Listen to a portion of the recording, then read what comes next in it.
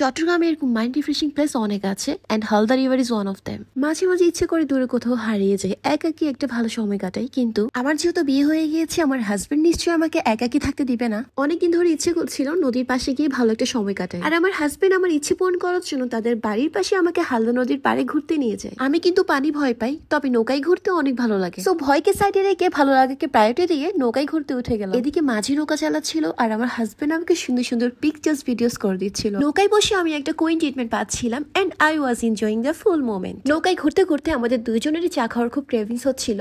নদীর পাশেই আমরা একটা ফুড কোর্ট দেখতে পাই, যার নাম ছিল গোধূলি কুঞ্জ। তারা কিন্তু ছোট পেঁয়াজুও সেল করে আর সাথে কিছু নাস্তার আইটেমও থাকে। আমরা চা আর পেঁয়াজু নিয়ে নিলাম। ট্রাস্ট মি, পেঁয়াজুটা অনেক বেশি ক্রিস্পি এন্ড টেস্টি ছিল, চাটাও খুব ভালো ছিল। চা আর পেঁয়াজু খেয়ে আমরা বলছিলাম তাদেরকে যে আমরা নেক্সট টাইম আবার আসবো শুধুমাত্র আপনাদের চা আর পেঁয়াজু খাওয়ার জন্য। নদীর পাশে বসে এরকম একটা ভিউতে চা খাওয়ার মজাটাই অন্যরকম। এরকম একটা রিফ্রেশিং টাইম স্পেন্ড কে না করতে চাই, আমি তো অনেক বেশি এনজয় করেছি। সো দ্যাটস ফর টুডে, আল্লাহ হাফেজ।